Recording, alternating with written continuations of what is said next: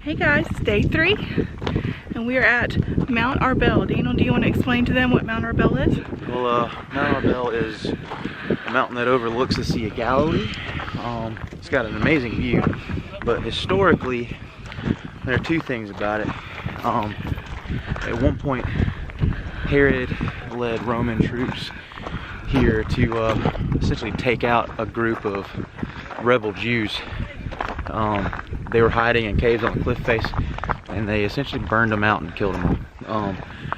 And then on a better note, this is where they believe that Jesus took time to get away by himself to pray.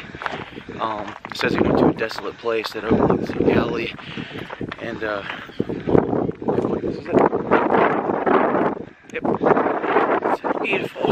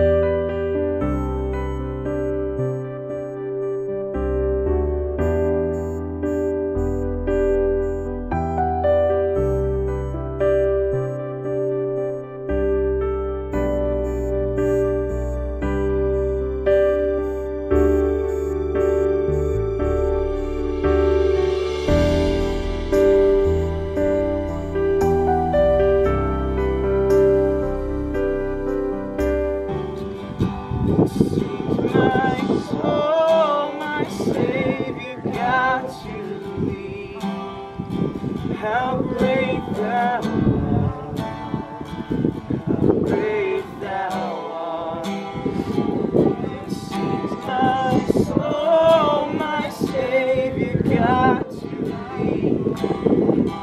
How great thou art, how great thou art.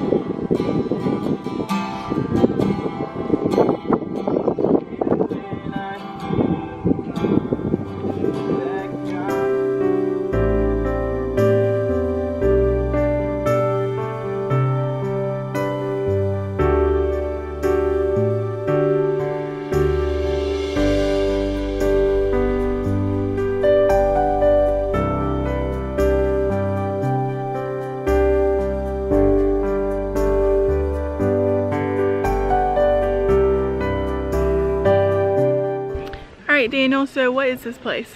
So, this is Capernaum. It is the place they believe that Jesus stayed at during most of his ministry, especially his ministry in Galilee.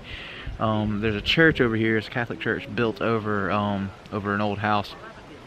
And it is believed that that house is Peter's mother-in-law's house, which is where they think that they stayed during Jesus' ministry. It's also the house that that the friends would have lowered the cripple through the roof for Jesus to heal, if it is the house. I think they're pretty confident, but yeah. So enjoy Capernaum.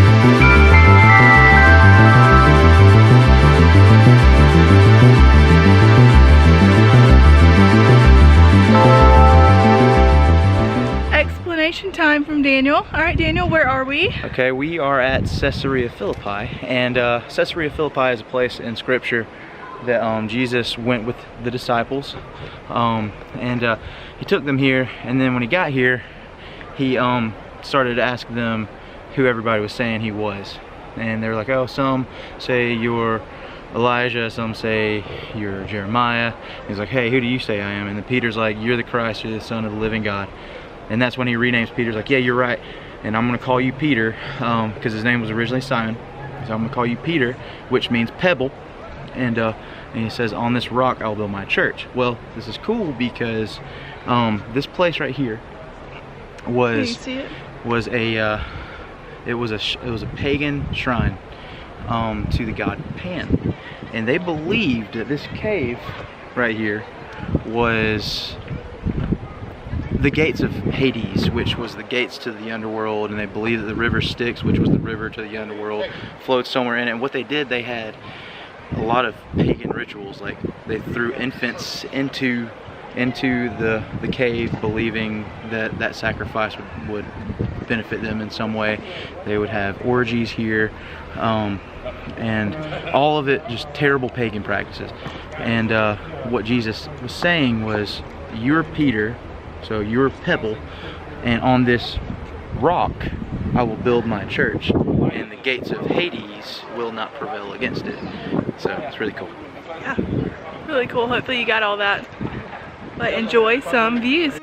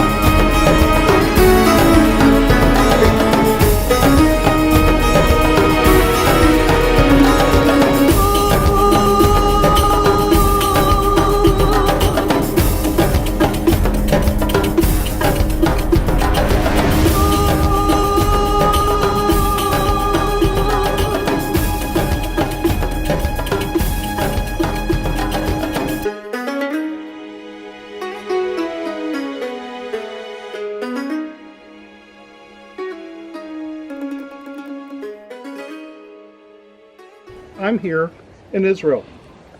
I go around, I'm introducing myself to some of you, because some of you I didn't know, and I pull out my wallet and I show you a picture of my wife. You go, that's your wife? Yeah, that's my wife. So I hand you the photo, and you take that photo and go and tear it up. We got a problem. Right? You go, what's the big deal? It's a 20-cent piece of paper. Oh no, that's a picture of my bride. You got a fight on your hands. Okay? Do you know what the Ark of the Covenant is? Do you know what the temple is? It is a picture of the real thing. It is a picture of Jesus Christ. He, our high priest, takes his blood, the blood of the Lamb, and takes into the Holy of Holies and presents his blood at the actual throne in heaven to God the Father on our behalf. You don't mess with the picture. Are you with me? Yes. So what I just read is Jeroboam is king of the north. And he's going, you're not going down to Jerusalem in the 7th month. Read on.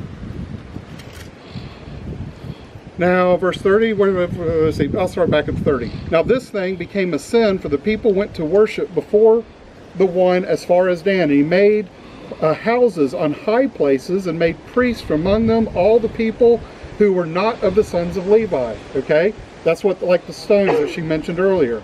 Jeroboam, verse 32, instituted a feast on the 8th month in the 15th day. Yom Kippur is in the 7th month on the 10th day.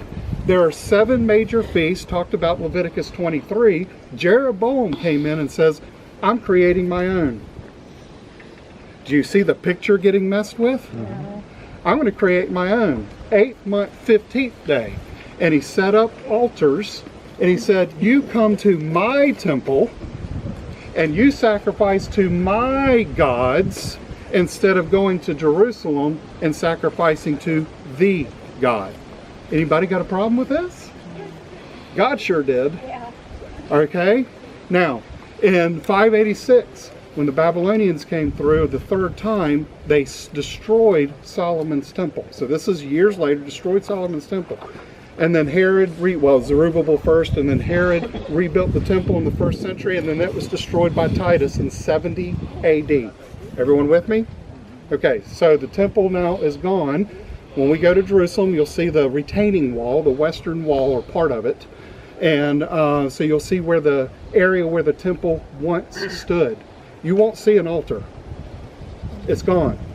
You won't see the menorah. You won't see the Holy of Holies. Gone.